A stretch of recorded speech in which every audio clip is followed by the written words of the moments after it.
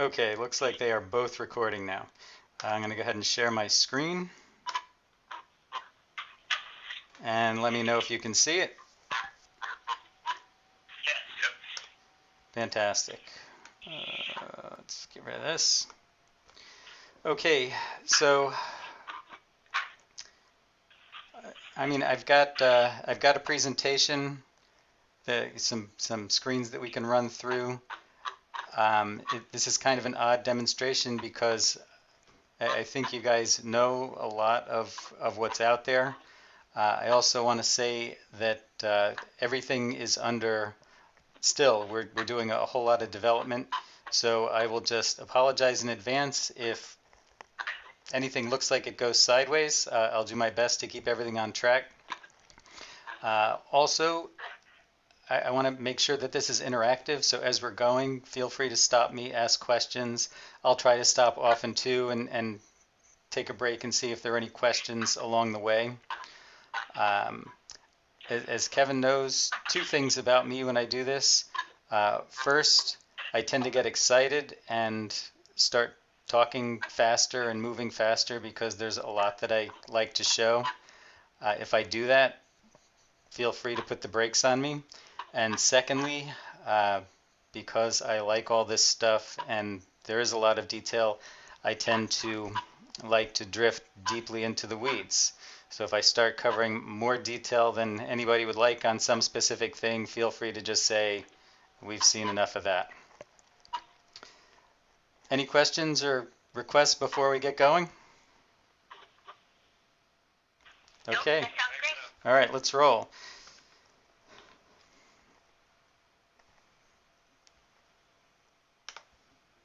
Oops, there we go. Okay, first technical difficulty, page up and page down. So what I'd like to discuss today, and these are, I sent this off to Sherry, so I don't know if she shared it with anyone, but I'm certainly happy to go into other areas or take some things out that you don't need to see.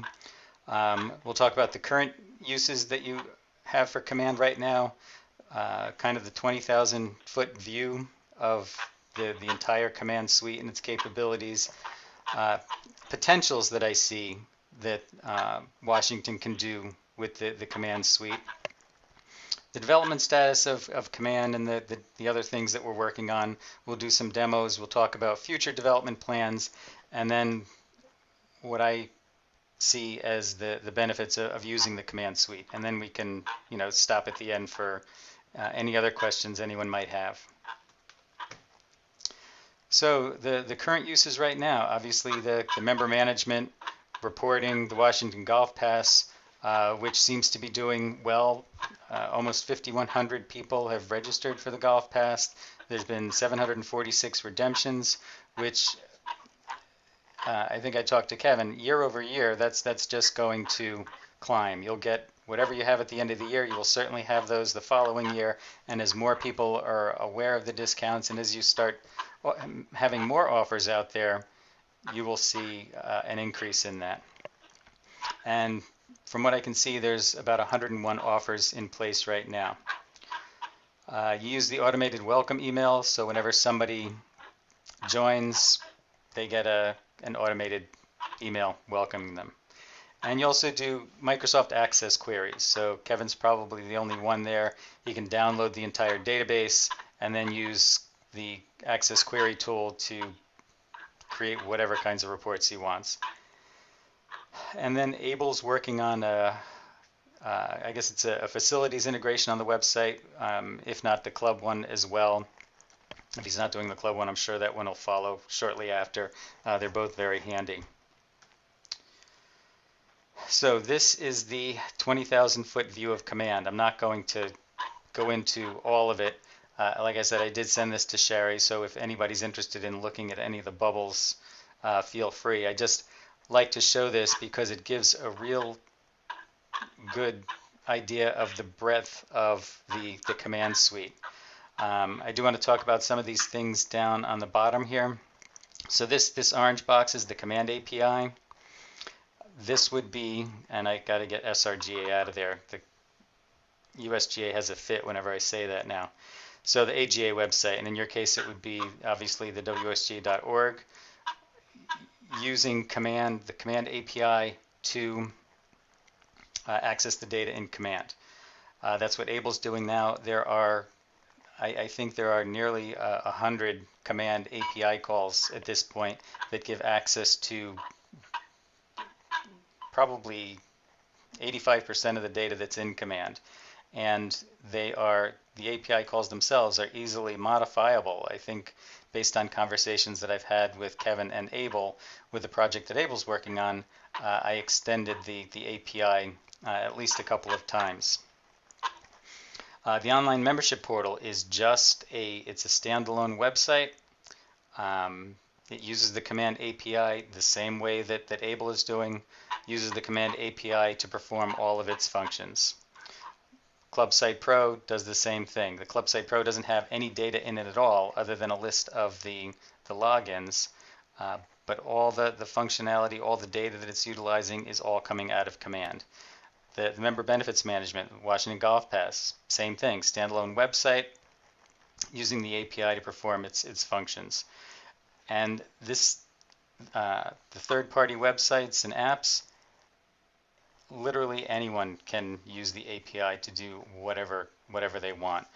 Virginia, their app is using the command API to manage their VIP member benefits. Any questions on any of this up here? All right. So this was a slide that I added after I sent it to Sherry. But I thought it was kind of interesting in terms of who's using command right now. There are 13 of the AGAs that are using command.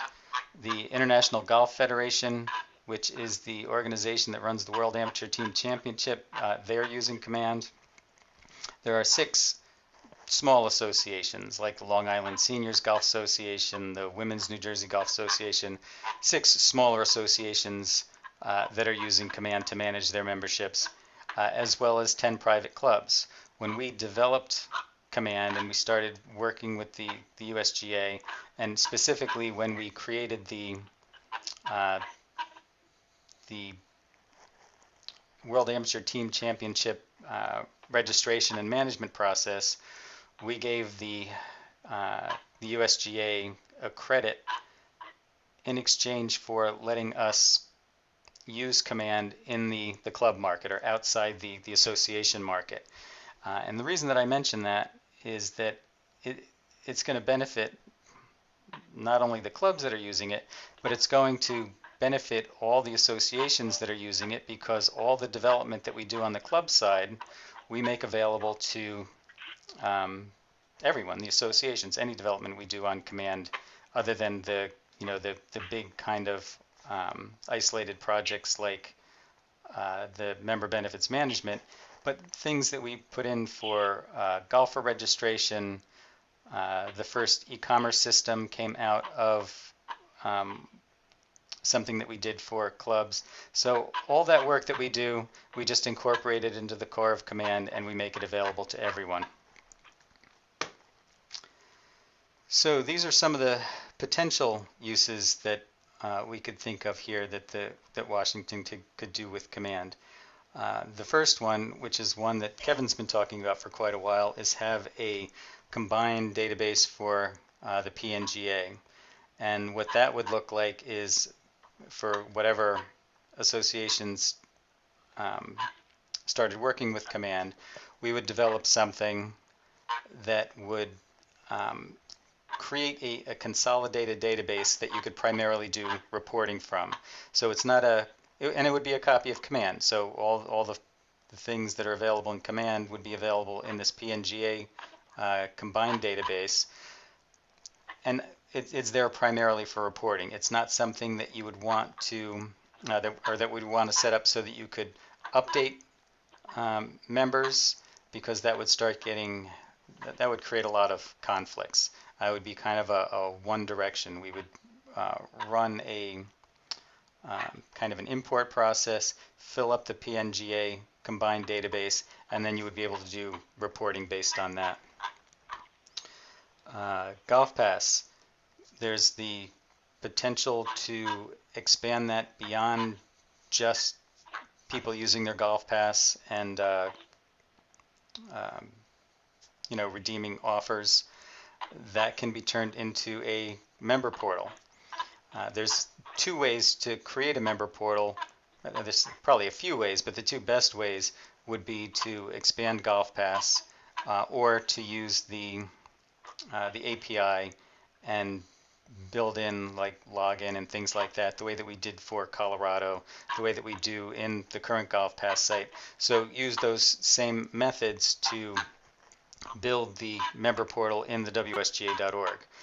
A possible benefit, and that's great because it would be part of your website. A possible benefit to making the Golf Pass the member portal is it's going to drive that many more people to the Golf Pass. That many more people would just be there and see the benefits of it and would be more likely to start using it and seeing additional value in their WSGA membership. There's volunteer management. This is something that we built for, well, volunteer management is something that's built into Command. We built for the MGA, integrated into their website, letting members or volunteers sign in, volunteer for different aspects of different events. That could potentially be built into the WSGA website if you make that into your member portal, or it could be built into Golf Pass and made part that way. Player of the Year management. In the event management system, there is a Player of the Year points management. The MGA uses it now.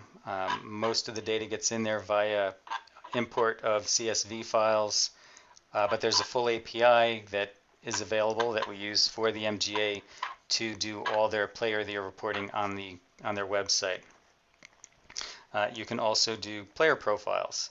There's API calls that will let you pull individual information, the headshots, bios, things like that, out of Command, so that on the wsga.org site or wherever, you can have player profiles for, say, your top players. I'm pretty certain that you're using USGA Tournament Management or Golf Genius to do your event registration, but just about every other association that I talk to also has other registrations that don't fit into the USGA TM that they need to manage and track their registrants. Using the Command Event Management API, those things are indeed possible. MailChimp integration, I'm not sure to what extent you're using that, but the push of, as part of the report writer, the push to MailChimp is, I think, a terrific tool for creating custom lists that you want to send email blasts out to. And I didn't see, this is a question that I have for you. I know that there's the Evans Scholarship program out there, but is there a WSGA foundation or any mechanism that you have for a not-for-profit that you're accepting donations? We accept donations for multiple things. PNGA, our Patrons of Golf. We accept donations now specifically on behalf of our Youth on Course program. So Right. yeah, it's definitely something that we do. We have it available on TM right now. When you make any transaction through event registration, you have the option to make a donation. Okay. All right, great. So that is certainly an option as well for online membership. We can, and even if you have a separate AFS gateway for going to different places, Command has the ability to let you put in multiple payment gateways, and for, say, online membership, when they finally get to pay, if they decide to make a donation, you can select which payment gateway that goes into. As well, it will automatically then filter that into the donation management system. Do you have something that you're using to manage donations right now? What's Charity Proud? I think Nicole and Heather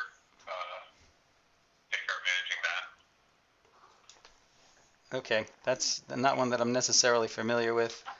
Is it doing an adequate job and is it not too expensive? I think so. Just it's relatively new. Okay. Well, I mean, there is if it's not something that you're completely married to, um, it might be something that you want to use. Well, there's the option to use the command donation management system.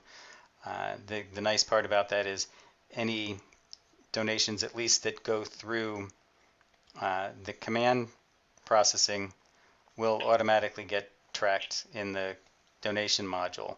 So for online membership, somebody makes a donation, not only will it, not sorry about that, not only will it process the credit card charge, but it will um, make the entries, the appropriate entries for that contact in donation management. I think it was, who was it? I think it was Iowa that I talked to, that they're paying $150 a month for their donation management, which they could save right out of the gate if they just migrated that over to command, and they would end up paying less for command than they're paying just for donation management now.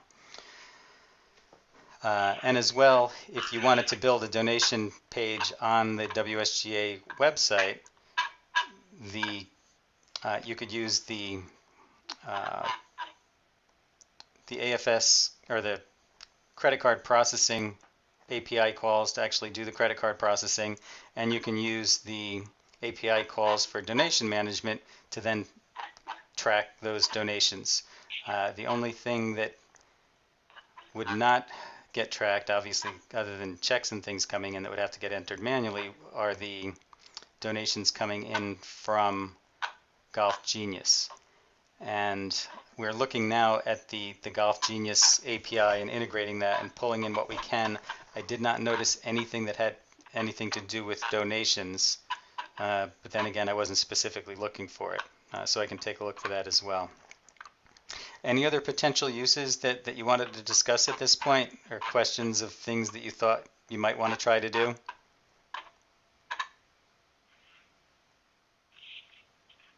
All right, let's continue on. Well, I guess one thing, I mean, I'm sure you're going to get to it, but it's not on there as potential is your Club Site Pro and Yeah. the Microsites Club. So I'm sure you're going to get to that. Yep, we're getting there. So this is just a kind of an overview of the development that's going on, where things are.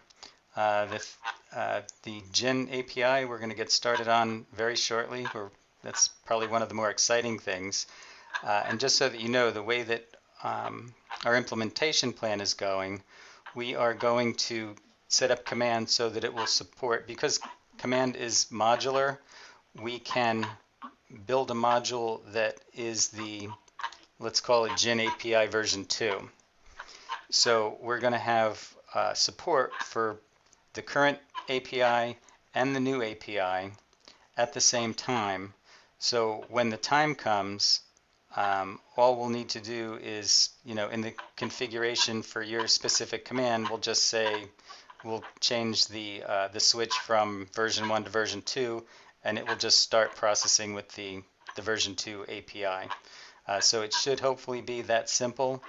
I don't know yet what's going to change necessarily in the data. I don't have any of those details yet. So, like club numbers, are the club numbers going to change? Are they going to? I know that they're going to change, but are they just going to be completely different? Is it going to be some type of calculation based on current numbers? And if it's going to be something completely new, are we going to have a from and to kind of table? So we'll need to build that in as well. The services going away and groups. So what we will do is we will build in the support for groups. There won't be anything in there. Then at the point that we flip over to the new API, we'll start getting group data in, and all those groups will get filled in. Let's see, tournament management, that's something that we are working on and parsing through right now. We've got to change some of the data in the event management system to support some of the things that Golf Genius has and we don't. but so far their API has proven reliable and very easy to use. Online membership, um, online membership is everything is complete to the point that um, for specs that we've been given, I am absolutely certain that as we start getting more clubs up, and there are some different requirements possibly for some other clubs, as we're onboarding, we're most likely going to have to make enhancements for specific associations and or specific clubs. The billing and membership portal kind of goes hand in hand with that. The advanced report writer, we will get to that. That's something that we're working on. The batch report processor is just about complete. That's an interesting concept.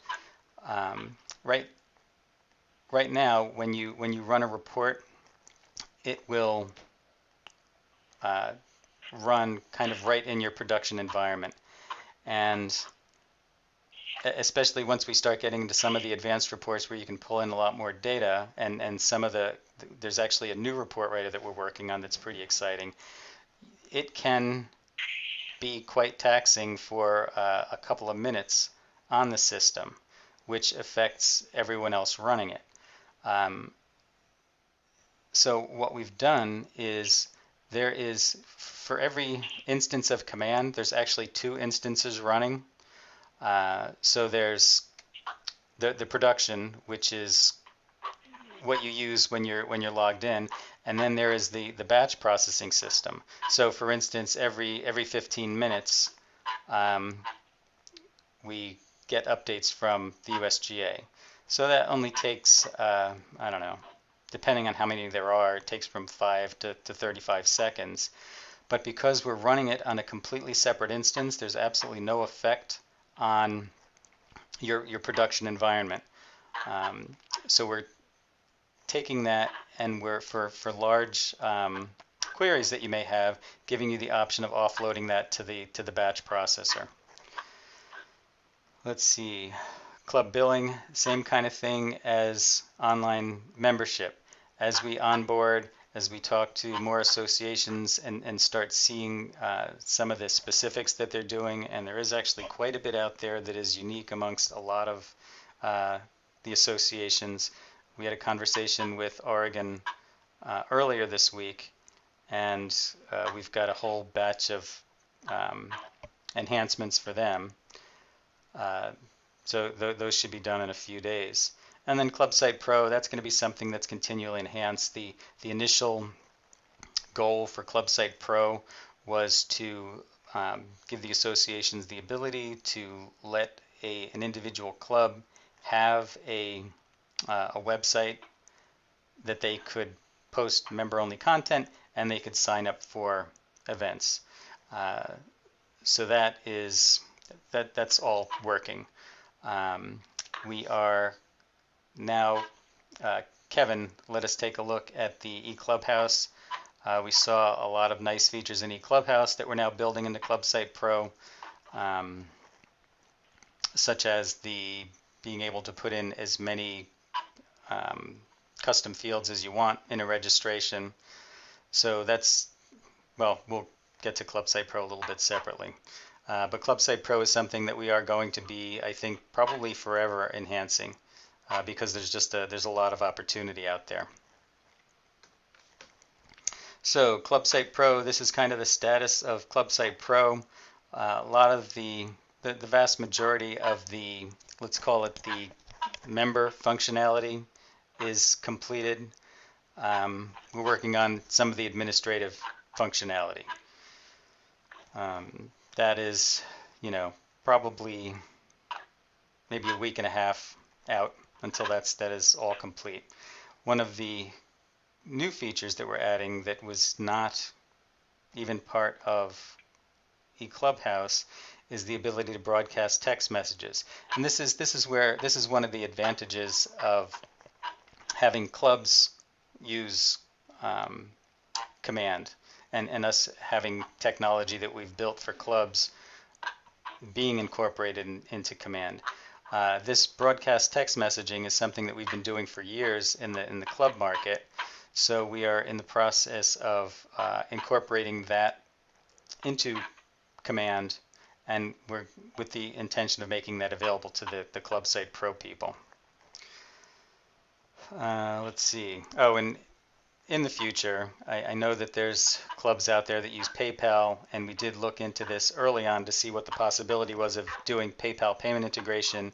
There are facilities available, so at some point after the first rollout, we'll look at integrating PayPal payments. Any questions on any development? Okay. All this, Kevin, do you, is the USGA, is January release the sandbox for the new API? So at personal peril, and this is not even something that I'm supposed to say, so please, other than the fact that it's, okay, good. Let's just say this. I'm super happy. How's that? Okay, I don't think there's, yep, I don't think there's anything that that I can get in trouble with for saying that. I got it. So let's see, demonstrations. Command, I will let you kind of lead the way on that, although there were some report writer things that I did want to show you. We'll take a look at online membership, club billing, Club Site Pro. We'll go into all of those in whatever level of detail you want. So what I'm going to do now is try to flip over to Command. Okay, are you seeing Command? Yep. Yes. Great. Now, typically, I will talk about the dashboard, individuals, clubs, facilities, their relation, all the data that goes into each of these. Is that something that you're interested in hearing about?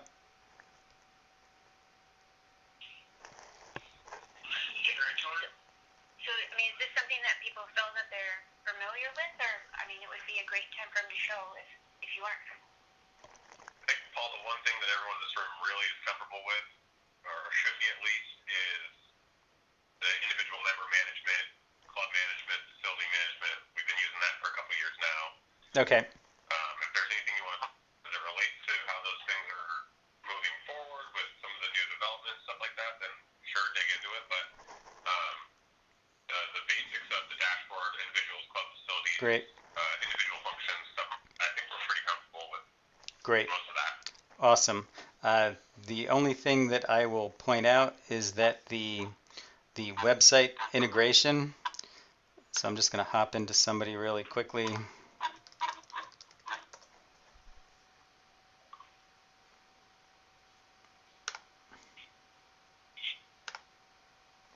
So website integration, this is available to able to use the security and tracking that are built into Command if he wanted to build a member center in the wsga.org. So in this list of websites, what we would do is just, and this is in the back end, I don't even have to do this, this is something that you could do yourselves. You would just go into the website integration module, add a website, put in some information for the wsga.org, and it is something that I would certainly want to be involved in helping him with, because there is, when you start integrating with Command to do it effectively, to do something like a member center, there is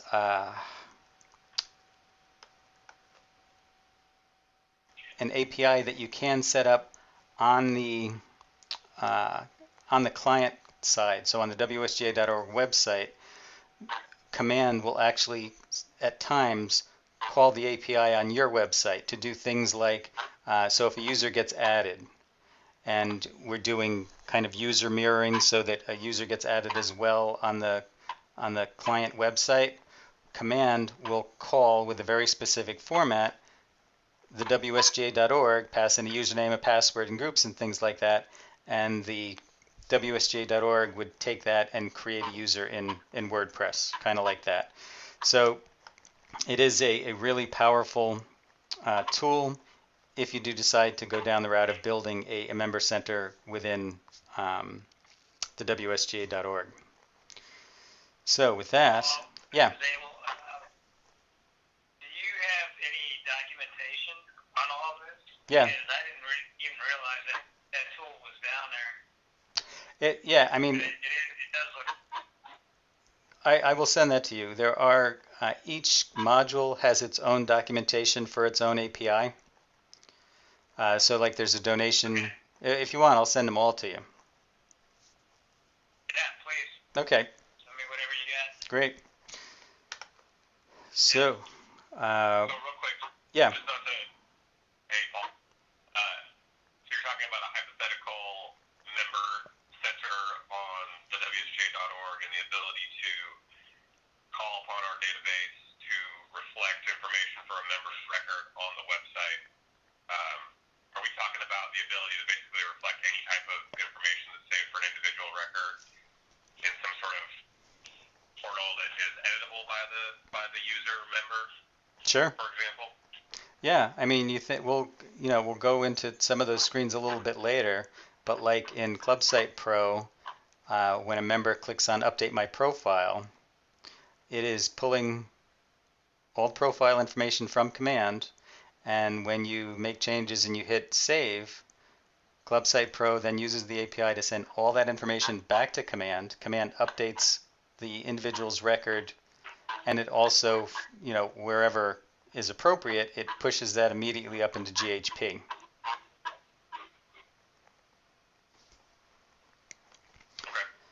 So, basic report writer, I will only go through to the extent of looking at the options of where you can send data out.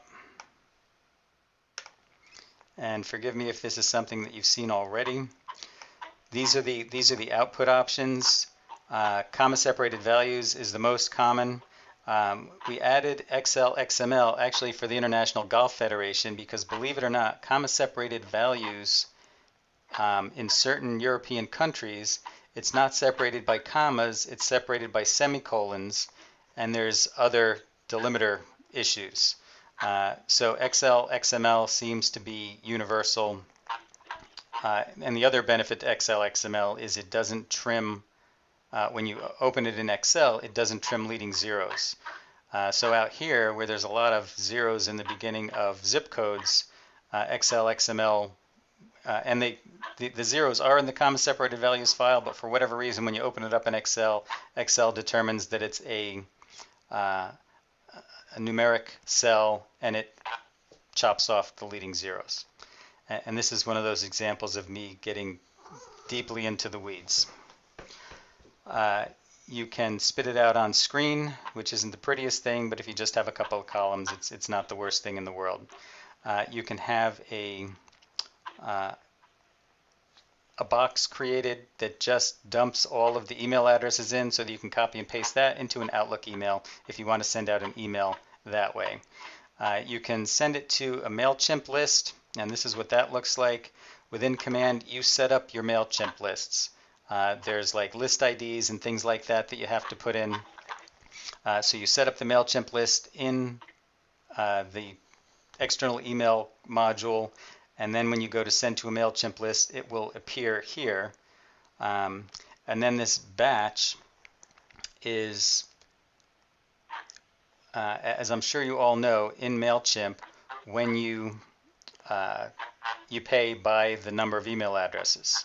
If you have two lists of 5,000 members each, and all the 5,000 members are the same email addresses, you're paying for 10,000 email addresses.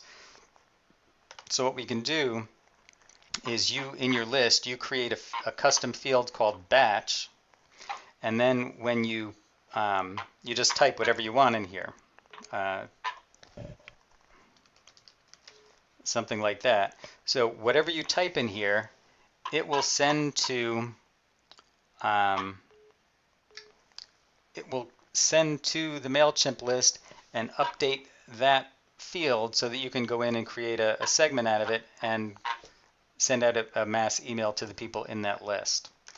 And then the last thing is just send an email. Command has the capability of sending out, and this is something that you would only want to use for a small number. And what that number is, I'm not really sure. Certainly in the neighborhood of less than 100 to 150. So within Command, just like you set up Outlook, you can set up your mailbox in Command. Server name, user ID, password, things like that. So you set your mailbox up in Command, and when you do that, it shows up in this drop-down list. And then the resulting set of my email will get sent, the resulting set of my report will get sent as an email, and this is where you type the email in, will get sent by Command through your mail server, through your actual mailbox. So the email will look no different to the recipient than if you had sent it out through your Outlook. That's about all I wanted to show you on the current report writer. Are there any questions, or is there anything that you wanted to see specifically within this report writer? I think it's probably things that you're pretty familiar with already. This will probably get expanded as we add modules and want to make more information available to the report writer. This is definitely the simplest way of getting data out of Command. Command has literally hundreds of tables in it that can be related a number of different ways. And Kevin, having gone into Access to try to relate those tables together, can tell you that for some of the more complicated reports that he wants to do, like get different number of members in different regions and things like that, it's easy to end up with the wrong information because like one person can have multiple physical addresses. So you may end up with 5 copies of Kevin Jones with all his different seasonal addresses all over the country, which may not be your intention. So to come back to reports and look at the advanced report writer, this is something that we really started getting into the weeds on because, like I said, there are so many ways to relate these tables together. Another simple example is if you wanted to get a list of individuals and their clubs. Now, do you want the club that they are a member of, or do you want the club that they are the general manager of? So that is 2 different ways that you can link a member to their club. Plus, there's just a boatload. This isn't even necessarily all the tables just yet. There are more tables and modules that are getting built into this. But you need to go into, like if you wanted an address, you would have to go in, pull the address. You would take the city, state, and zip. This is the address type because there are a number of different types of addresses. You would then go into the contact individual and you would take their name. And then when you hop on to the next step, if you wanted their home address, you would have to put in at this point it's the numeric value. You could link in the table that has the descriptions of the email addresses. This starts getting complicated. It was getting complicated for me to use, and I was imagining that the people that are going to be using this are going to find it very complicated as well. So we're looking at ways to try to simplify this without losing the power of it. In the meantime, something that we're working on that is really exciting, we get lots of requests from associations where they want really, really specific stuff.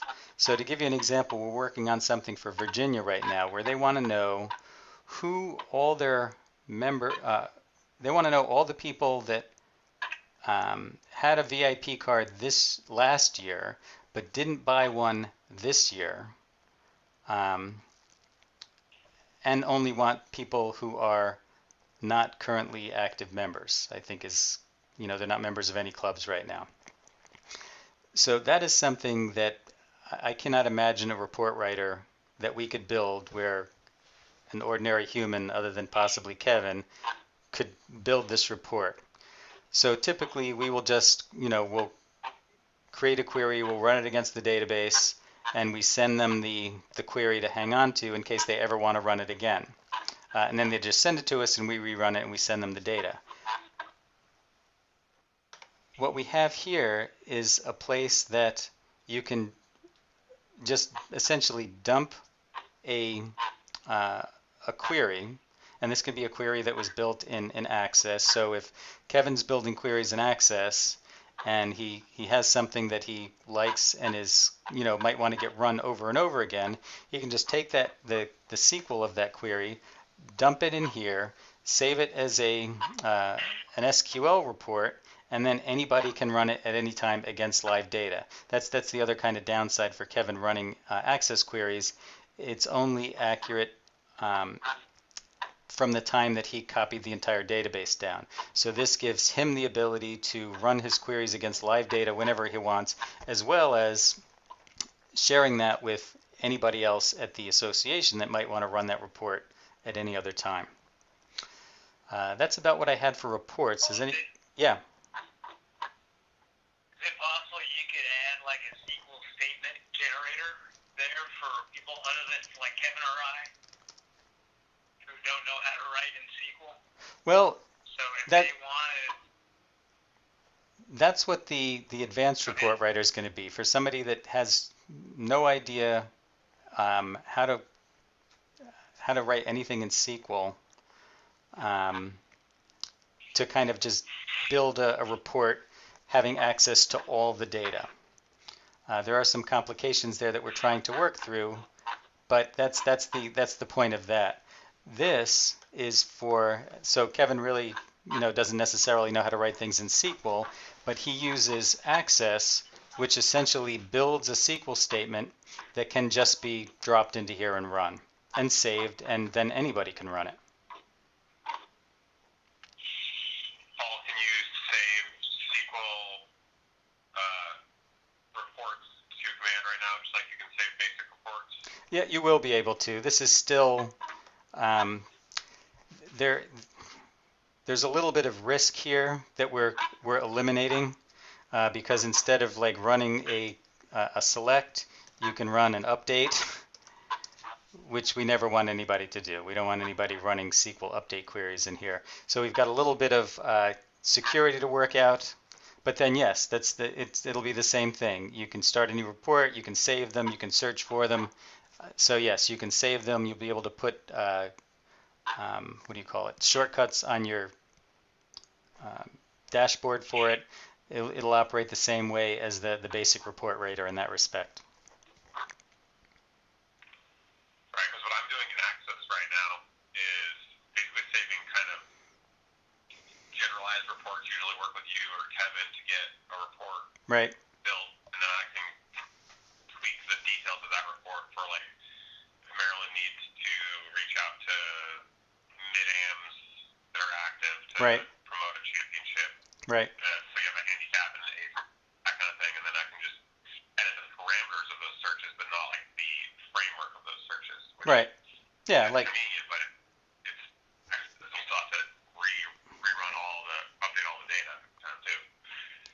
yeah, that's exactly. So if like Kevin gave you or I gave you a SQL statement that had a couple of dates in it, it's easy to go in and just change the date parameters so that you get it for this month instead of last month.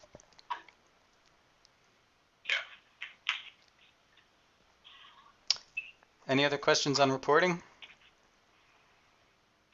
So Paul, out of curiosity, in the advanced report writer, are we moving towards the ability to actually pull data from different categories? Meaning, if we wanted to find out the club reps that are attached to a facility, right now I know we can run a club rep that's attached to a club. But let's say we're looking for all the club reps at facilities.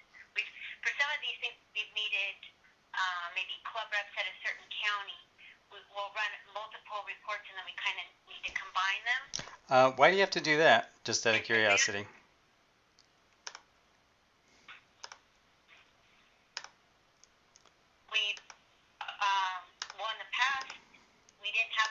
ability to run one that kind of bridge. I guess I didn't think that we had the ability to bridge between different categories, really. Now, when you say category, Facility, club, individual. so getting like all the functions of only facilities rather than facilities and clubs. So there was a spot where we needed to identify all of our clubs in a certain county, and counties are tied to facilities rather than to clubs. So we ran one report to identify the facilities, and then we ran another report with those facilities to find out who the club reps were at. Oh, I see. I see what you're saying. Yep. So it's the facility that's in a region, or I guess, what do you call it, a zone, or District. District in Washington. I'm sorry, what was that? A district. District. Or a Okay. So the county. the district is associated with the facility. So there are no districts associated with clubs. Is that right? Correct. So if you wanted to get a list of all the members that are in a specific district, you need to tie the individual to the club and then the club to the facility so that you have access to the district. Correct. Okay, yeah. That at this point that would even be a challenge in the advanced report writer, but we can take that into account and bridge that gap. The alternative, that's actually something we can probably build into the basic report writer. And one other question, why not have the, I guess because it's a duplication of information, why not have the districts associated with the clubs as well? Because you're going to have some, what's that? Right. Yep. So for certain, we could have that information in different areas. This was just one example Right. of times where we've run one report because it's out of either linked to information either in clubs, facilities, organizations, and then we'll take that information and then we need to combine it with another report. So I was just curious if there was ever a possibility, or maybe it's impossible, to be able to query from different. I don't know how to identify that Yeah, I get, facility organization. right. Those cat. Yep. What do you call it? So, Paul, it's really, because, when you start a basic report writer, you have to identify the data sets. So, Right. and moving beyond, not having to select that at all, just saying, I want these items, let's move forward. Right. Yeah, the tricky part is, at least for the user, how to give them a mechanism to identify these different linkages. So what our premise is based on the tables that you select, making assumptions on how they should be linked together. So to keep people out of the weeds. I mean, you've been doing this for a while, and you've run yourself into quite a few issues getting the linkages the right way. Well, what if you took the approach of identifying some of the 20 or 30 most commonly pieces of data that people are looking for, right? And creating a report of those linkages, and then anything that goes well beyond that is either something to be tabled for another time or using Access to gain more information out of. Well, I think that's a really good point. Having and I think you and I talked about that once before. Having these starting points of things that are pre-linked together in ways that people would want them, like linking individual to club to facility so that you have access to all that information. Um, but then it gets a little bit tricky when you say, okay, I want the districts as well. You would have to identify where you want the districts linked in. Um, I think we're just going to have to keep pushing forward, and as we see shortcomings in it, expand it or do some things to make it easier. But for anything like that you find yourself having to run multiple reports and combining them together, uh, send me the issue, because I think especially in that case, we can either offer a solution in how to run the report, or tweak the basic report writer a little bit so that it can do some of those things that people might find a little bit more common. So Paul, this is probably not the time to ask this question, but just because we have you on the line. So out of curiosity, if we added that information into different data sets, so if we, let's say county, if we chose to put that in with clubs and facilities, would there be an option that if you changed it in one, it would change it in both? Could you link those? Do you see what I'm saying? I do, and there's certainly a possibility of doing that. That might have, if we did a hard link on them, that might give you unintended issues. Because would there be a possibility that they would not want to be in the same location? It seems kind of ridiculous, but why don't we discuss it more another time? I'm sure there's a solution to it. Duplicating data definitely does not seem to be a great one.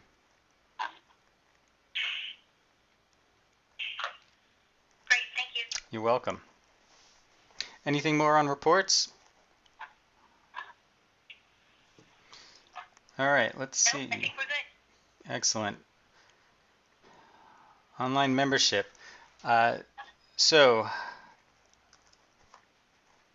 how much do you want to see of online membership? I'm not sure what anybody has seen so far.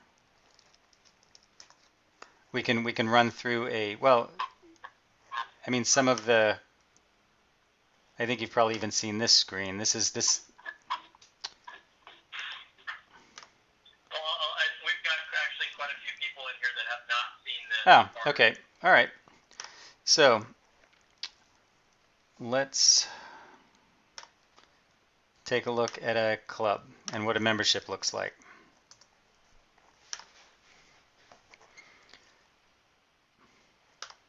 So for any club, you can set up one or more online membership offerings. All the information that gets entered here is what is used to generate the screens in the online membership portal. So there's a name that shows up in the list, there's a description that shows up in the details screen. There are two types of periods. It expires on next association expiration date and expires 1 year from purchase. Other than capturing that it expires 1 year from purchase, we're doing really nothing with it, because we've had a couple of discussions on it, and there are a lot of considerations to going this expires 1 year from purchase. The biggest one is you've really got to stay in line with what your club is doing, because you can't, your association membership really has to be or your club membership with the that you're tracking in Command and in GHP really has to be coterminous with the membership that the club is offering. So do you have any clubs out there right now that are doing kind of these rolling 1 year memberships, or is everybody seasonal at this point? We currently do not have any revolving clubs. However, we've considered at least maybe moving our youth on course clubs to revolving, possibly. Okay, and that's fine. So as soon as you define what that looks like, we can, for whatever's necessary with this, we'll just build that in. It's really, all it is are some billing considerations. So for example, the first of the year, or your first billing of the year, clubs that are on this expires 1 year from purchase, you might possibly not be able to bill them for all their active members on your first billing of the year. Because if a member goes inactive, so let's say they joined in June, so their membership expires in June, and they're not on auto renew, but they rejoin in August, we're going to see coming from GHP a new activation, and we're potentially going to want to bill that again. So those are the kind of situations that need to be avoided. There are restrictions that you can put on memberships for gender, minimum age, maximum age. There's a bit of identification information. This membership price is the total price of the membership, including the association's share. A start and end date, if you want to have a start and end date, that this will be available on the website. Whether or not auto renew should be available for this membership, whether it gets queued or if they get approved right away.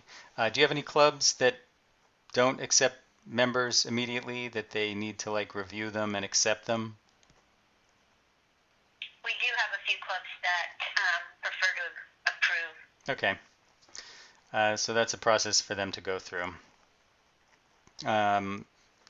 If they need approval, number of days until they are either auto approved or auto rejected.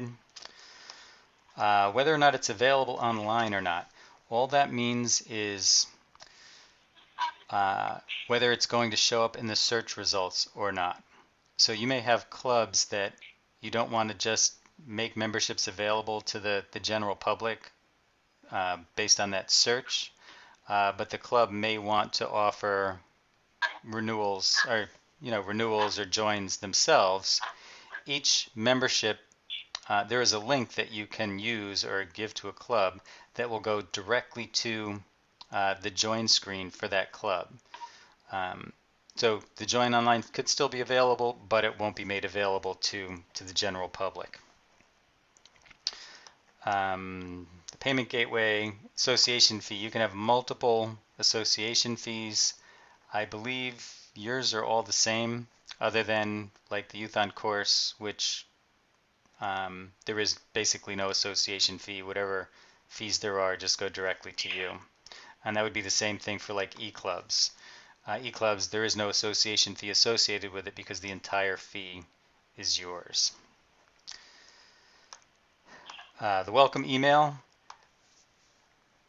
I'll show you in the website integration module where all the details are set up for online membership. One of which is what the email looks like that someone gets after they join. So it's a combination of welcome, receipt. There is a macro that you can put in there that says insert the club's welcome right here. So typically what we envision is going to go in there is a special message from the club. Maybe it's member benefits for this specific club. Maybe it's instructions on how to pick up their card or something like that. But this is something that can then be inserted into the email that goes out to the member. So if we run through now, and actually we're going to let's do a renewal. We like to renew Aaron over and over again. So right now, Aaron is a member of the test club. We are going to deactivate him. And we're going to do a renewal for him.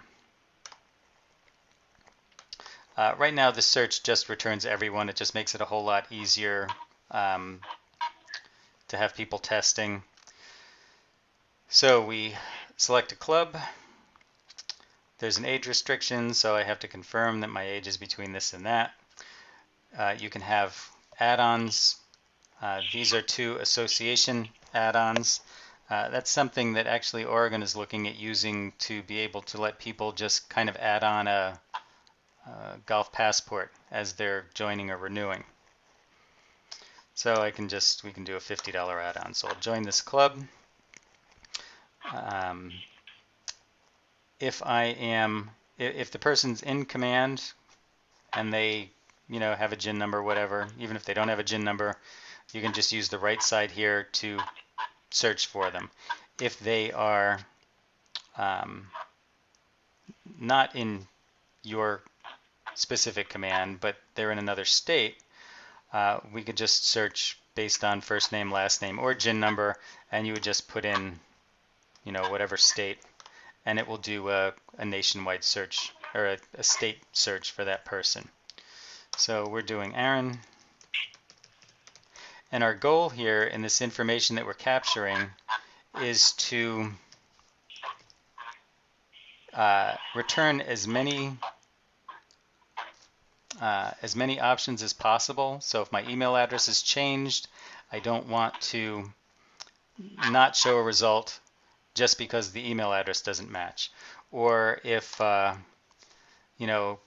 might possibly be in there as with a nickname of like Artie, but I find a match on the email address, we return everything that we find. So it is a very inclusive search. So you can see here we had a name match. Up here we had an email address match. We try to hide sensitive information, but we try to give enough information so that the person can identify themselves. So Aaron is the one that we're looking for. This is the checkout screen. Here's the add-on for $50. Transaction fees are optional. Promotion codes are supported for discounts. The donation, it's entirely up to you whether you're going to have donations shown or not. If you decide that you do want donations, you decide what these drop downs would look like, or somebody could always put in an other amount. And then just a checkbox, do you want to be put on auto renew or not? And this text here is set up on an association basis. So this disclaimer or instructions or whatever you want to call it, you decide what you want to show up in your portal. And then at that point, it's just a matter of paying.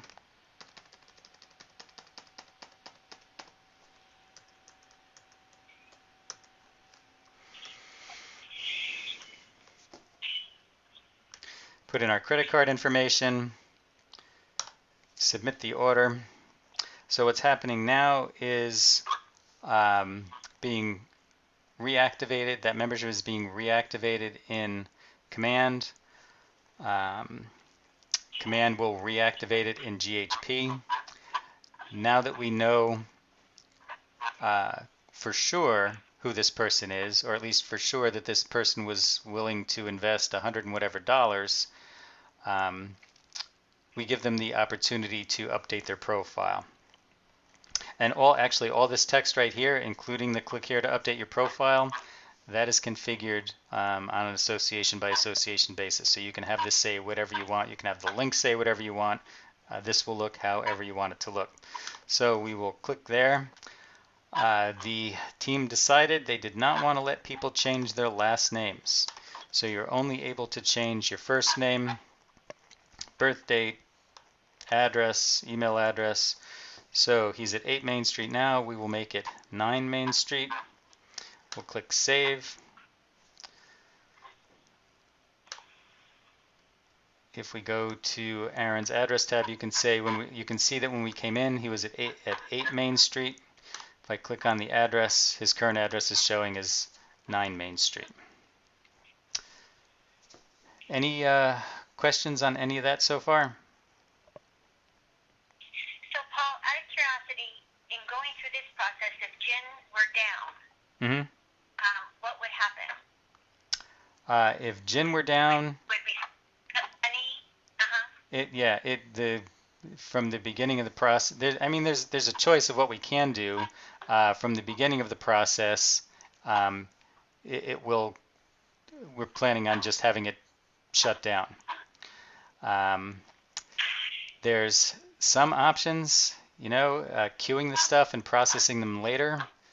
Uh, those kinds of things are fraught with a little bit of peril.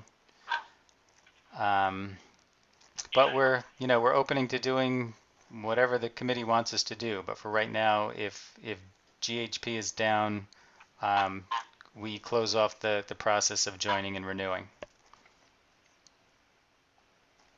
Does anybody have any thoughts on that?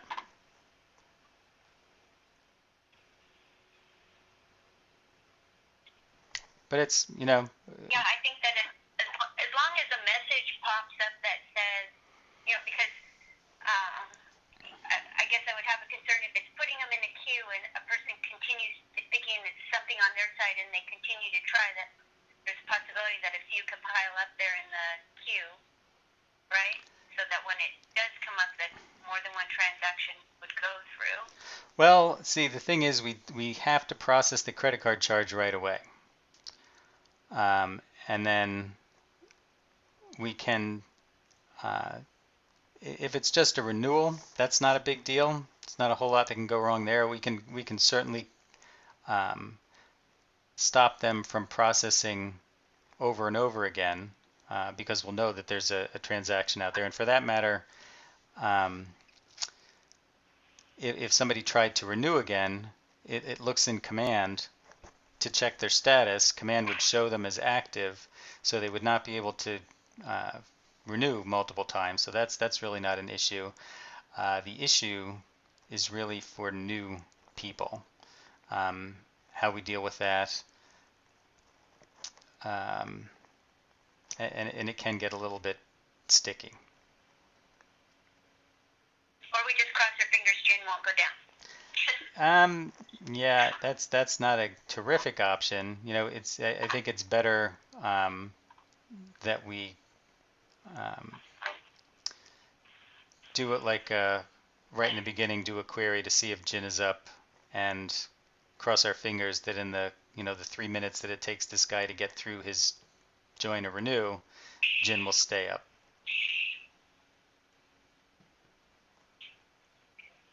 So yeah, 3 minutes is about as long as I'm willing to cross my fingers.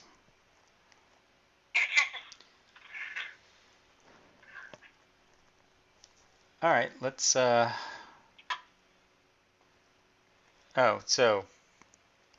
let's see. So we had a donation in there, so we look in the donation tab, and here's the $52 donation that we put in. As part of the configuration, you determine within the donation management system, you can set campaigns and funds that money is, I don't want to say directed into, but that you're accounting for the money, what fund and what campaign. So you might have a campaign set up that is like, online join renew, so that you can identify all the donations that you've collected as part of the online join renew process. As part of the configuration, you determine when these donations come in, what fund and what campaign they go to. So for this configuration, what we have right now is it's not going to any campaign, but it is going to the General Foundation's activity fund. And that's just a configuration item. Let's see. Anything else on join renew? So after they've signed up, they get a thank you email, correct? Right. They get. So how would a MailChimp integration work at this point if we had like a membership, a welcome letter in MailChimp? Right. How would that work? So you're talking about the automated emails that we send out now for the welcome emails?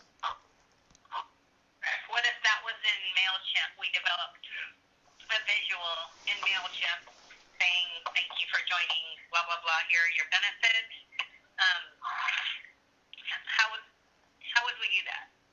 instead of a generic email So, letter. yeah, there's no, all right, so first thing I'll call your attention to is this right here. Thank you for your membership. And do you remember when we looked at the MGA Test Club's membership? Part of the configuration was welcome to the MGA Test Club.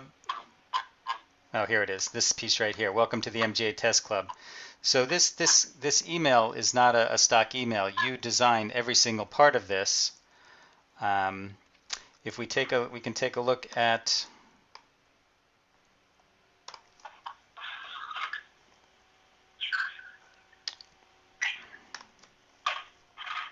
Oh no, I'm sorry.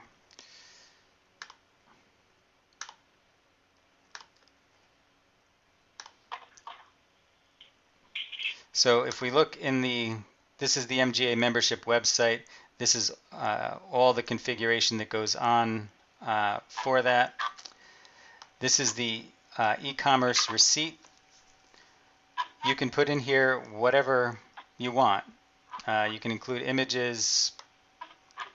There are macros that you can put in. So like the macros start with a %. So it says dear first name. That's why it says Dear Aaron up here. And it says thank you for your membership. And then it has the club welcome. So here's the thank you for your membership. This is the club welcome that was pulled out of the configuration for that specific membership offering. Here's a macro for the receipt. So you can insert the receipt wherever you want in the email confirmation. It puts the receipt together and it drops it into the email, and then just puts in whatever you've got left. So you control everything that goes into that email, including the ability to have specific customizations for individual memberships. So this is an email that would be in addition to any welcome email that's being automatically generated. So for every new activation that comes in now, every 15 minutes we pull in the changes from GHP. As part of that, any new activations gets an email that you've designed and sent out. And we actually have a few different ones based on the club numbers. Did that? This filters through our existing membership account. That's correct. Okay.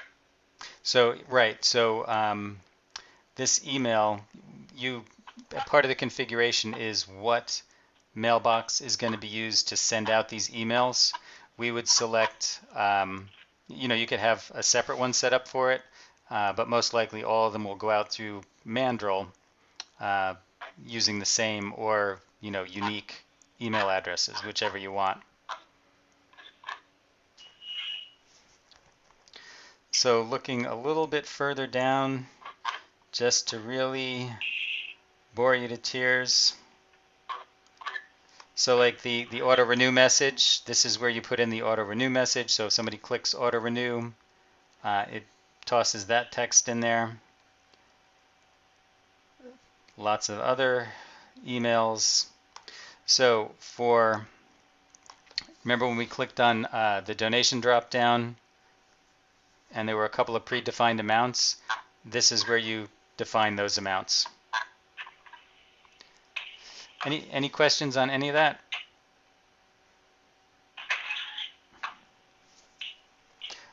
So how about we take a look at club billing? Okay.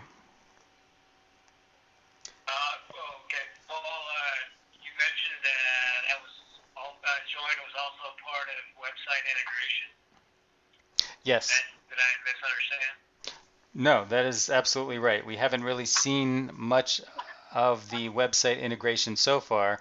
When we look at the portal that the clubs use, the portal is a standalone website using the website integration module to do the security, to update information,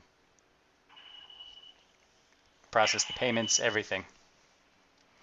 So I thought we would look at that as part of club billing, since that's the primary reason clubs would be logging in. So, club billing.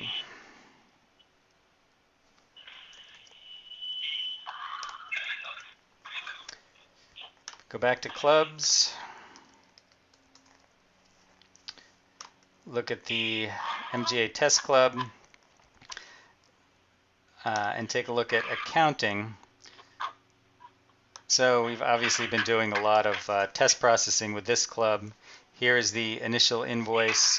These are all the payments that have been made so far. This is the running balance that we have so far. If we now go to the portal, we can log in as a club. We'll log in first as Test Club. So these are the functions that are available to a club logging into the portal. I can get a membership list, and one of the things that the committee talked about was the issue that clubs have kind of at the end of the season, beginning of the next season, with deactivating all their members and the kinds of difficulties that can cause if they deactivate members that shouldn't be deactivated. So we're working on a mechanism where they can use the portal, bring up their member list, and click on something. So far it says select unpaid, and it will automatically check a bunch of check boxes that are associated with members and GIN numbers. So you can see that this one was paid through 12/31/18, so that one's not checked. The club rep would then have the option of checking or unchecking additional boxes so that they get to the point where they have all the members checked that they want to deactivate at that time. And then they would just click on deactivate selected. The portal would send this list of GIN numbers to command, and then command would go through and not only deactivate within command, but deactivate in GHP all of those members for that club, for that service.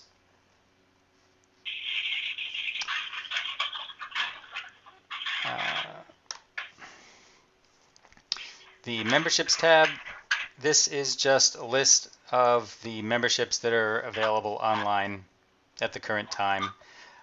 There is no intention at this point to let the clubs manage their own memberships online.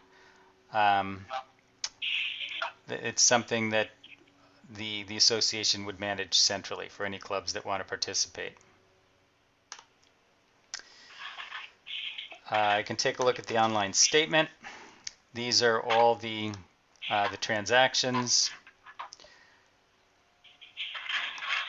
Here's one of the invoices. I can drill down into this invoice, and it will show me the line items in the invoice. The line items are essentially different member types billed at different rates.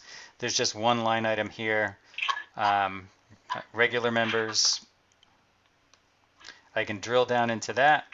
It will give me a list of all the members and the GIN numbers that were included on that line item for that invoice. Let's see, we can see that there's a $574 balance as of right now. I can come back to the membership dashboard and I can make a payment.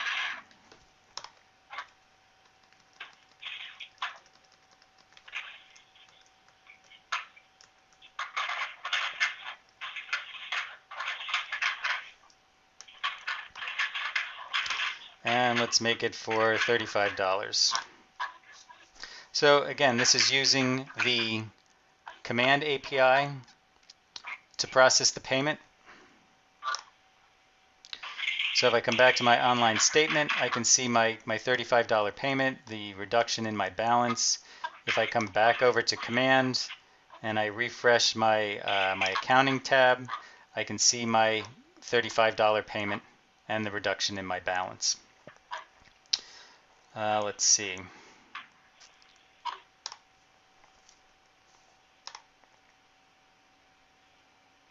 So there's been a lot of discussion about how to deal with the credit card fees. which can become substantial when you're talking about paying bills for $1,000 to $10,000, and ways to remedy that. There are a couple of things under discussion. One is having a different membership rate for clubs that are going to utilize the portal and online membership. Another is looking at the possibility of using like e-checks, things like that, ACH transfers. I know that there is some ability in AFS to deal with that, although we haven't worked with them on that specifically. But that's a possibility as well. Just to hopefully not bore you too much, but to take a look at the kind of the back end of online membership and club billing. Online membership is pretty simple. You can set up one or more association fees. There are some associations that have like regional fees. Discounts, you can set up discounts. I'm not going to go through the detail on all of this, but it can be for a specific club, for a specific membership.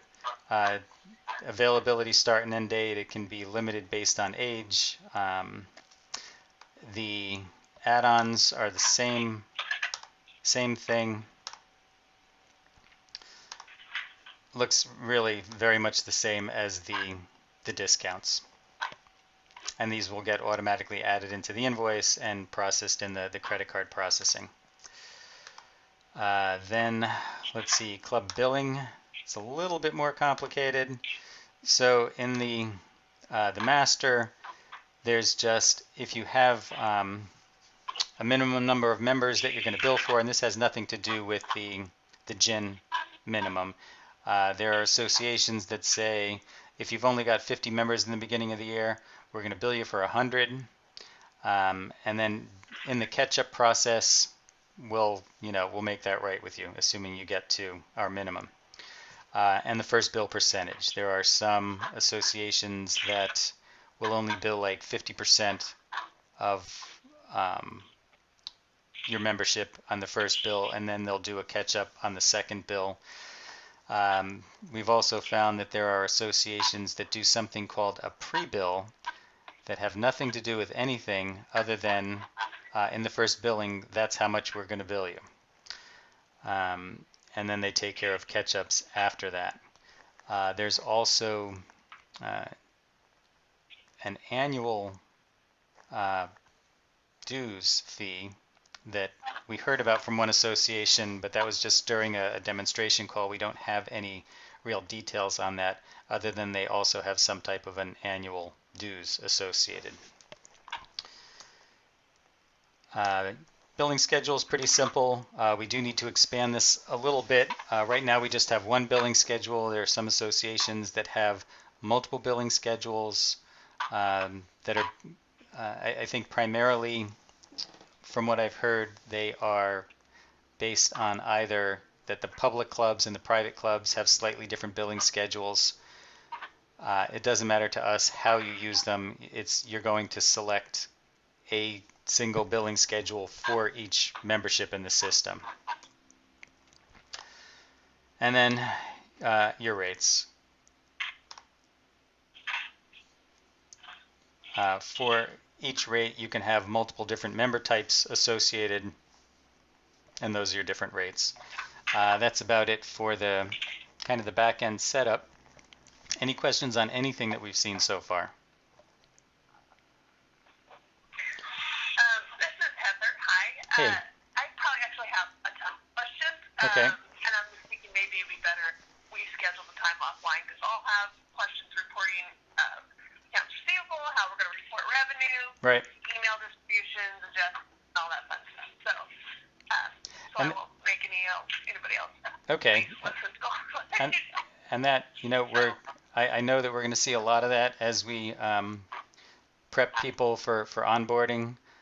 We've got a whole list of things for Oregon that we are working on right now that we'll be showing them next week. We'll certainly take your list and incorporate those as well. But yeah, everybody has things that they do slightly differently.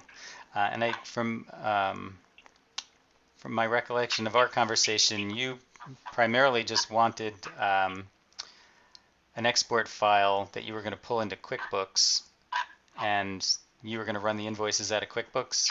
Is that right?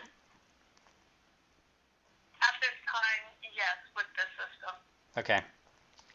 That is the complete opposite of what Oregon wants to do. They want Command to do everything, generate the invoices, track all the payments, the adjustments, and then they only want a couple of, they don't even want an export, they just need a couple of numbers that are kind of summaries that they will do journal entries on in their accounting system. I'm open to explore that idea, but I guess I want to have confidence in the system and see what that would look like before I would change the whole system that I'm on now. So is that the desire? Sure. But I guess I would like to see a full demonstration of that successful program Right. Before I would go. So for now, for security basis, I want to stick with just give me an export file. Right. But if there is a proven fine system, then I would be willing to entertain that as well. Okay. Well, I mean, the MGA only wants an export file. I think a lot of the associations that are getting files from GIN right now, just certainly for 2019, want to run through that way, with just export files from Command with the invoices. And then as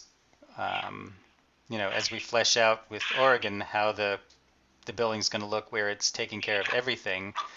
So just to give you an example, one of the decisions that they've made, and actually the way that the system is operating now, is it's on an open balance system. So you can't select invoices that you are going to apply a payment to, which is fine. But I think that I think down the road, as you start dealing with clubs and with questions, that may change. So I think we are, even though people just want open balance systems, we are going to then just automatically select the invoices to apply to so that they have the opportunity of reapplication if they want to.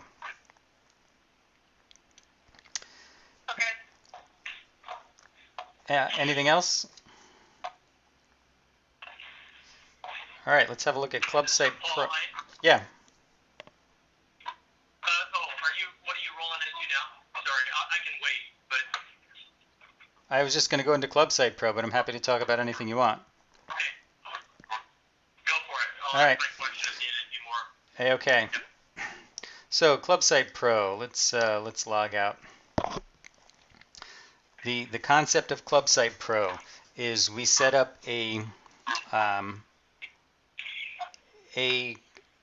separate instance for each association, and then within that instance, multiple websites would be run with slightly different URLs.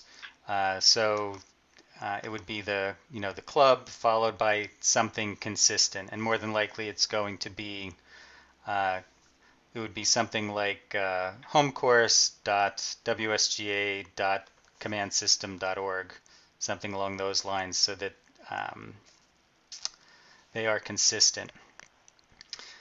The look and feel, that's something that, I mean, right now it's really just kind of a stock. This is a multi-site WordPress installation. This is just kind of a stock design. I think we're going to be abandoning this in favor of something a little bit flashier, but this has been a good working design so far. The sign-up process is very much like everything that you've seen so far.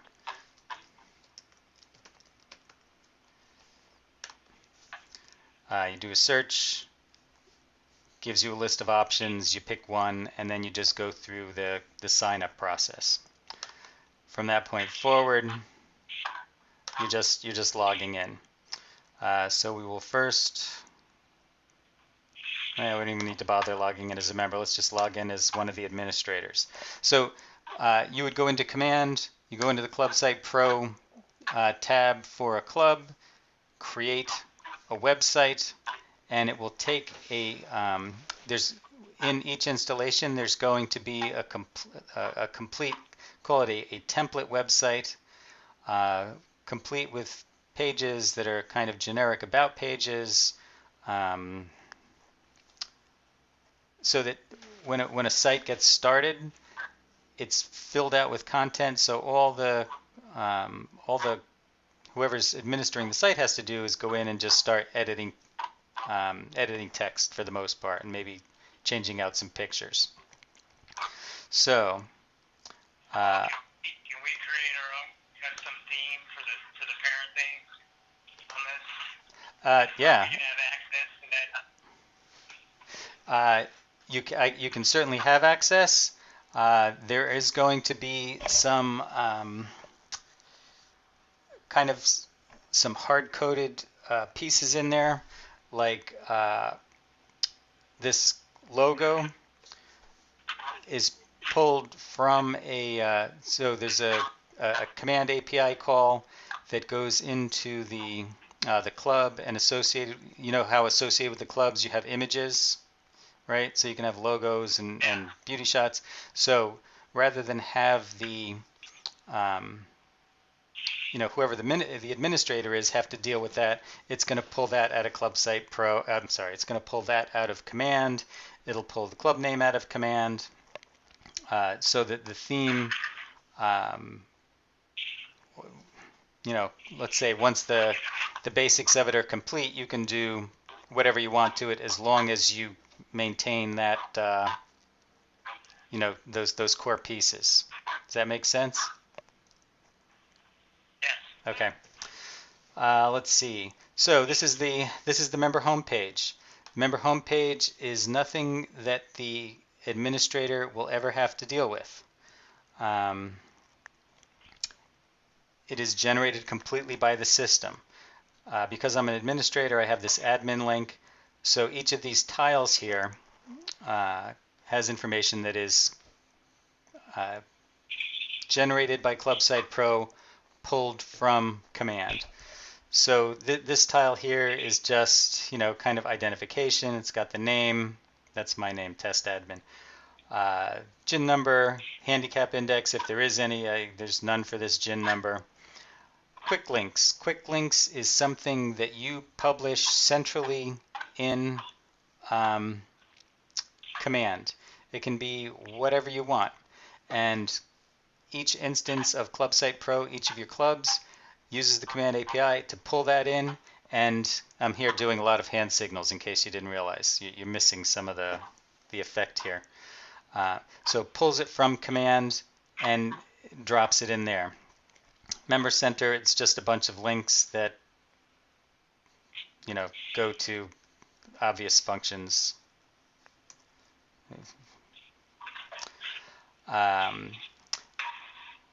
Member directory, this is something that, right now it just very simply generates a list.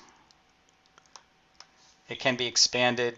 I'm not sure to what extent you want members to be able to have access to other members' information other than potentially email address and phone number. Right now, this is all that it shows. We can make it, let you click in and get more information. We could probably even make it configurable on a club-by-club basis. My events, those are events that I'm signed up for. Association news, again, that's something that you publish in Command, and it pulls it into Club Site Pro. Upcoming events, this is just pulled from the events calendar, the tournament schedule. So here's the tournament schedule. This is being pulled out of Command. If we hop into your Command, let's see, yeah, this is integrated with your development with Command. And we go into the event system. These are your events. Okay, so here's the event that we're looking at now. This is all the information that gets captured. I'm not going to look at all that stuff. These are the people that have registered for it so far. If I wanted to register, I would click on info, and then there is a register link. These are custom fields. Custom fields are created per event. They can be created, you can create as many of them as you want.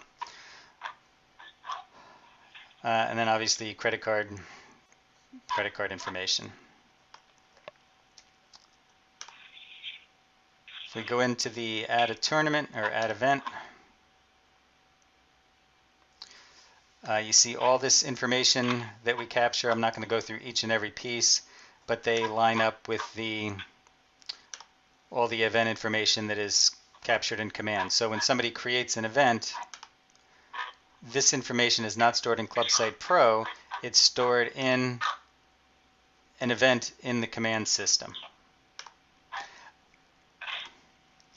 Going down to the bottom, so registration type, and we tried to make the look and feel of this a lot like the eClubhouse, so that people that are coming over from eClubhouse don't feel overwhelmed. I know that maybe there's not a high opinion of a lot of eClubhouse, and certainly myself in going in and trying to pick through it, I had to call Kevin and kind of bail me out here and there. But I think that this setting up a tournament was pretty good, pretty straightforward, especially this section right here, the registration type. So if you're going to let ClubSite Pro manage the registration, it shows all the information required for ClubSite Pro to do the registration. Other options are there is no registration, so it hides all that, or it's a third-party website, so maybe it's something, maybe somebody's using Golf Genius or wsga TM. You would then just put in the registration URL that goes to whatever they're using to do the registration. The only other thing I wanted to show you there was in the administration of ClubSite Pro. So this right here, the push content edit. So do you remember when we went to the member homepage? We have quick links. This is where the quick links are coming from.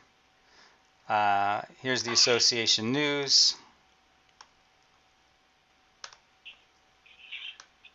That's where the association news is coming from. So all this is stored in command and pulled into ClubSite Pro using the appropriate command APIs. And to go back to something I think that somebody had asked at one point when we were logging into the portal for the clubs, the question was, does the portal use that command API to do the security? Yes, indeed it does. So the username and password verification, that's all handled by API calls with command. Same exact thing for ClubSite Pro. So when you click login, you type in a username and password. That is passed into the API through the command. Command is what compares it to the login information for the user and passes back a success or failure. Okay. Any questions on ClubSite Pro?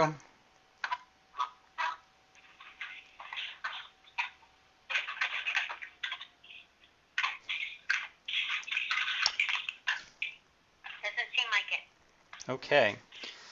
So, development plans, enhancing reporting. That is, I think, probably going to go on forever, especially considering command continues to be expanded. Every time it's expanded, there is more data available. Everybody wants to report on that data.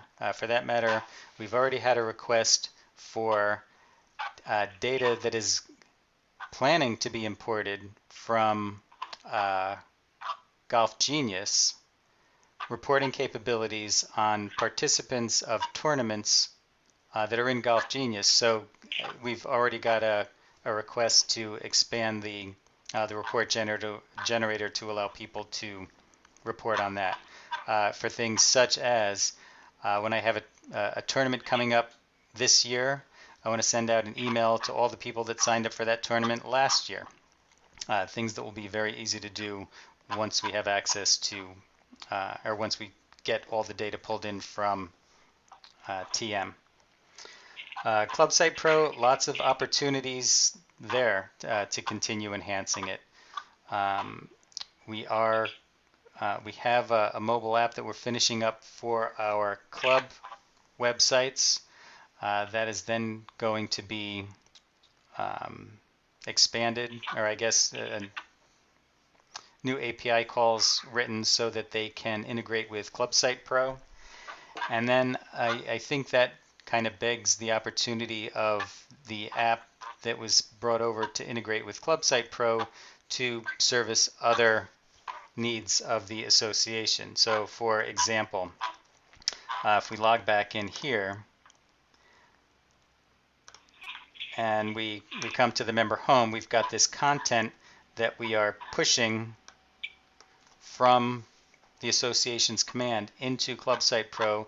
There are plenty of opportunities to push information from either command, or even what we're looking at in what we're doing in the app for the clubs is having this buildable framework of buttons that you can push that pull in content from different URLs. So there's a lot of opportunities within the app to provide all kinds of content coming from all different places. So given that's what's going to be happening with the app for Club Site Pro, it really then kind of lends itself to giving a little bit more opportunities for the associations beyond Club Site Pro. Hey, Paul. Yeah. Quick question. So, to the point of what you just made, one thing I do have a question on the Clubhouse Pro, and that is with this integration, all integrating into command. I'm assuming that the whole join now and renewal opportunity for our clubs could also be integrated and put on those host club sites for people to join through their club. Yet it's tied into our join now system. So one thing I did see, I'm just kind of curious if that's in the workings, the whole e-commerce side for our clubs to, make it easy for them to sign people up electronically. So you're talking about having a club be able to kind of integrate it into their own website, have join renew capabilities? Correct.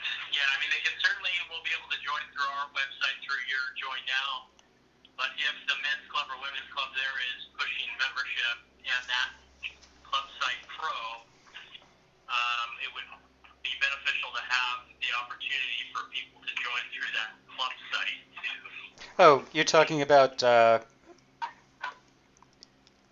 let's see, this Club Site Pro, managing your membership. Yeah. Yes. Oh, absolutely. Yes, definitely. I thought you were talking about like the home course, its website. Okay, because that would be tough. Yeah. Oh, absolutely. No, Yes. No, I meant the actual Clubhouse Pro site, the actual club website, meaning these Clubhouse Pros, like just Yes. giving people multiple ways to sign up. Yes, and actually Kevin did mention that to me, and that will be an option in the member center. Manage your membership, manage your auto renewal, manage your and that was actually something that I saw that I liked in the eClubhouse. Right there, you could manage your credit card, which is a simple thing to do, since as part of the online membership, we capture and store, we don't store the credit card information, but AFS lets you store payment instruments. So what we store in command is the payment instrument information so that we can reuse it. So we'll store like enough identifying information, like what kind of card it is, last four digits, and expiration date, so that a member can look at it and see enough of it to know if they need to update it or not. So yes, that is absolutely in the short-term plans to have a manage your membership right there. Great, thank you. My pleasure.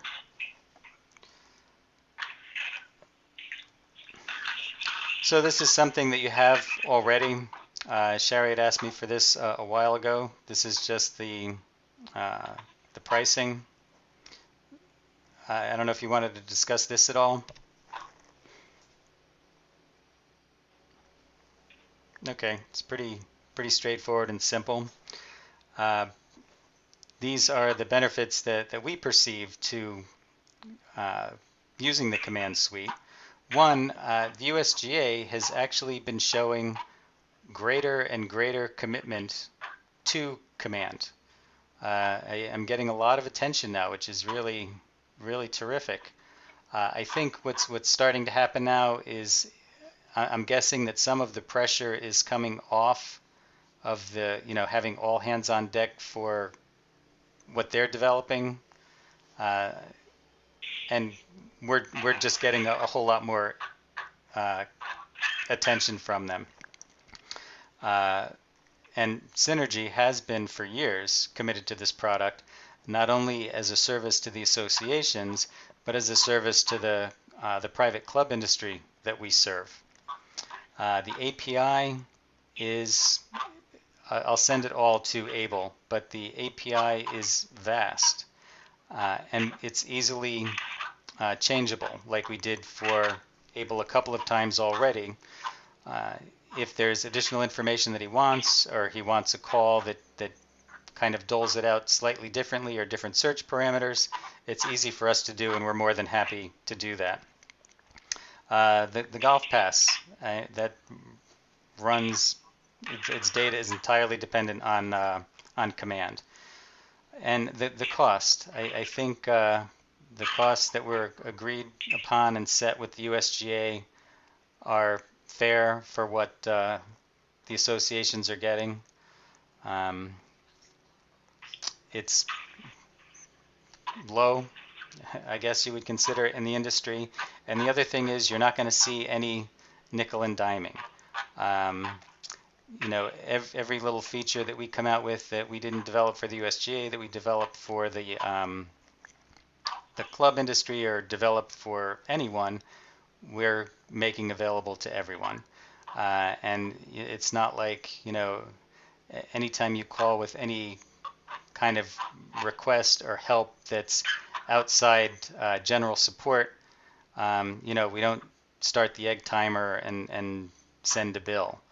And I just want to take the opportunity to address one thing that has been kind of, a few different people have kind of pointed to me, and that's like this bucket of free consulting time for signing a multi-year contract. I mean, first of all, we don't ask for a multi-year contract. We want to, a reasonable contract for a reasonable amount of time. And for that matter, most of this stuff is just part of your general GIN contract. But I had with another client, a healthcare client, we had a credit given to us by a medical software supplier. They made a mistake, so they gave a credit in terms of a bunch of consulting hours. And then we found that kind of every time we picked up the phone with them, or that there was an egg timer running. So we had this big bucket of consulting time that had 100 leaks in it, and we didn't necessarily get out of it what we thought we were going to. I think we've done a few projects for you, and we don't nickel and dime you. We do things for, I think, a very, beyond a reasonable cost, a very low cost, and we do that for good reason. We really do see ourselves as a service to the USGA and to the associations. I personally have been working with the MGA for about 10 years, and I I've been working with the different people at the WSGA for a number of years, and I like to consider us very easy to work with, and very responsible in that way. And I would encourage you to contact any of the associations that we work with, and I think you'll find the same thing. Other than that, any questions on anything that we've covered so far, or anything that we haven't covered? Paul, just to follow up with what you just kind of conclusion wrapping up, can you give us a little insight of support? So, yeah, your support has been great. So not really the past, kind of in the future as this builds out, you get more associations Right. on board. I mean, I think it's perceived a little bit, our relationship with you is that you're a one-man show, and I know that's not necessarily true, Right. but can you give us a little bit, as things grow, what kind of support you're going to have in place for associations? Right. So we do have a plan in place for that. Right now there are two of us working full time. We have an organization that we've partnered with called Cyber Sidewalks that provides overflow support services to us. There's also, I had mentioned, there's the medical group that we work with that there's a phone support person there that we can overflow to. It's, that would be like very basic support. But as associations come on, and as there is revenue to hire additional people, that's what we would be dedicating that to. So I hope that answers your question. Yeah, that's great. Thank you. My pleasure. Yeah, support staff is pretty easy to come up with, so that's not something that's been our major concern. Okay. Well, Paul, thank you so much for your time. We really appreciate it. It's my pleasure. And Heather and I will be reaching out and try to get something on the calendar for early next week. Okay, terrific. All right, well, thank you all very much for your time. Thanks, Paul. You're welcome. You're welcome. Bye-bye.